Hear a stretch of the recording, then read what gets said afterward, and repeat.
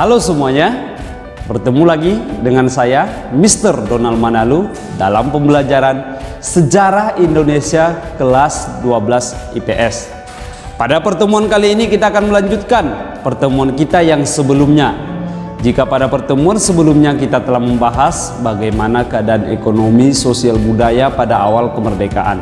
Sekarang materi yang akan kita bahas pada pertemuan kali ini adalah pemilihan umum pada tahun 1955. Ingat, itu adalah pemilu pertama yang dilaksanakan oleh negara kita.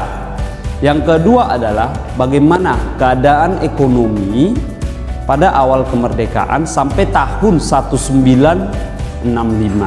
Dan pokok bahasan yang ketiga yang akan kita bahas adalah masa demokrasi terpimpin, karena kita sudah membahas tentang demokrasi liberal. Untuk mengetahui lebih dalam tentang pembahasan kita akan bahas nomor 1, yaitu pemilihan umum tahun 1955. Baik, jadi materi kita yang pertama adalah pemilihan umum tahun 1955. Ini merupakan pemilu pertama yang dilakukan oleh negara kita, Republik Indonesia. Pada pemilu ini direncanakanlah pemilihan umum yang diajukan oleh wakil presiden pertama kita, yaitu Muhammad Hatta. Dia menunjuk 3 orang, yaitu Sukiman, Wilopo, dan Mr. Asad. Jadi kabinet baru ini ditugaskan untuk melakukan 3 hal. Yang pertama adalah mengembalikan kewibawaan pemerintah, baru melaksanakan pemilu, dan yang ketiga adalah melaksanakan pemilu dan mempercepat terbentuknya yang namanya parlemen, yaitu yang terdiri dari DPR dan konstituante. Yang kedua adalah pemilihan umumnya atau pelaksanaan pemilunya.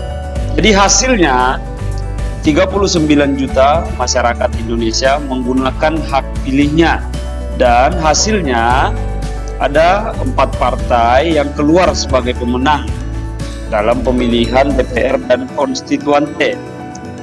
Partai-partai keempat yang menjadi pemenang itu adalah, yang pertama adalah Majelis Syuro atau yang disingkat dengan Masyumi. Yang kedua adalah Partai Nasional Indonesia atau lebih dikenal dengan PNI. Yang ketiga adalah NU atau Nahdlatul Ulama. Yang keempat adalah PKI, Partai Komunis Indonesia. Jadi itu adalah 4 partai pemenang. Jadi ini adalah ada tabel bagaimana jumlah kursi yang diwakili oleh setiap partai pada pemilu pertama kali di negara kita. Bisa kamu lihat bagaimana Masyumi mewakili 60 kursi, PNI 58 kursi, dan yang lain-lain. Sedangkan dalam konstituante, Masyumi menguasai mayoritas kursi dengan 119 kursi, diikuti dengan PNI dan NU dan PKI. Yang keempat adalah kegagalan penyusunan undang-undang. Jika kamu ingat, tugas daripada konstituante adalah menyusun undang-undang yang baru, karena kita menggunakan yang namanya undang-undang dasar sementara.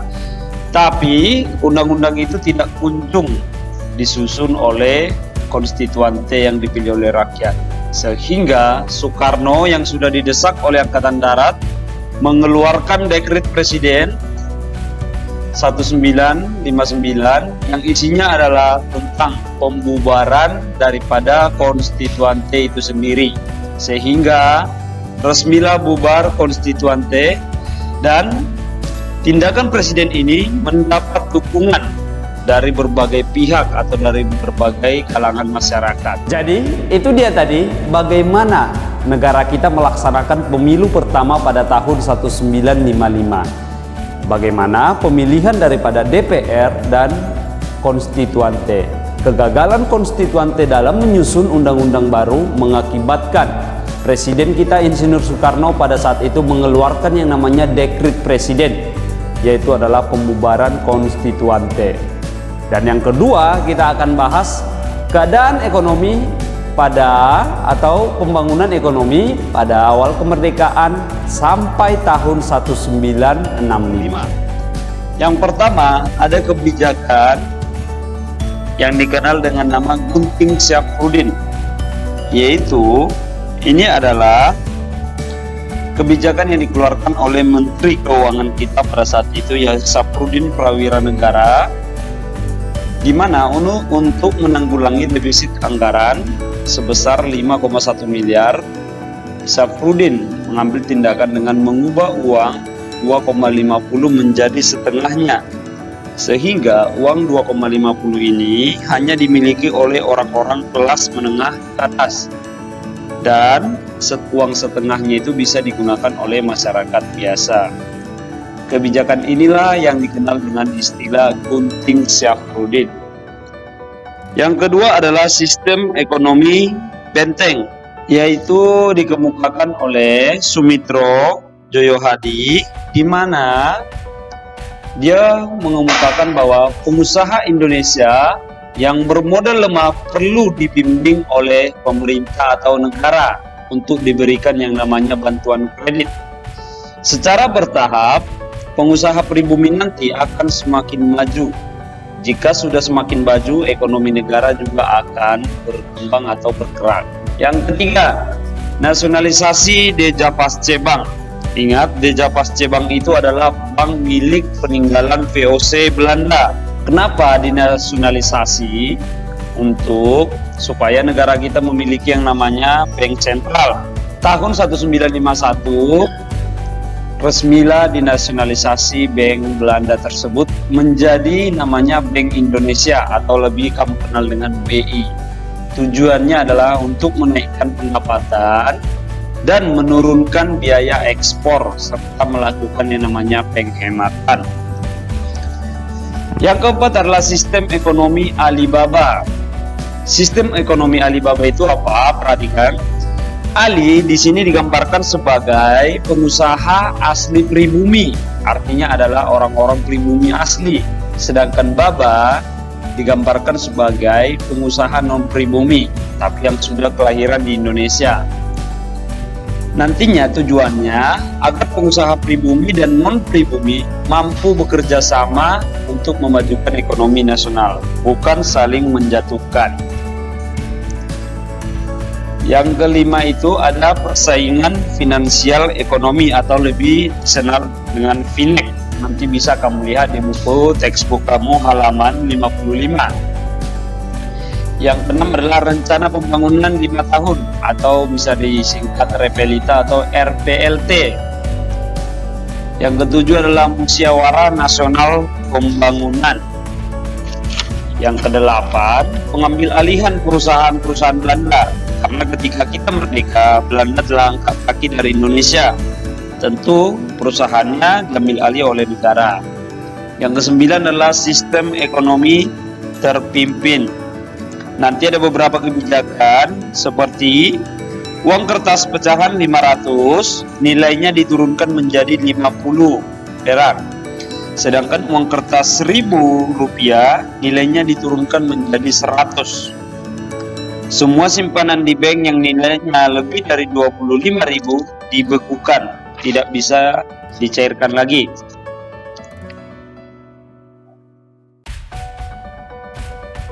Yang ketiga atau yang terakhir adalah masa demokrasi terpimpin. Mungkin kamu bertanya, apa itu masa demokrasi terpimpin?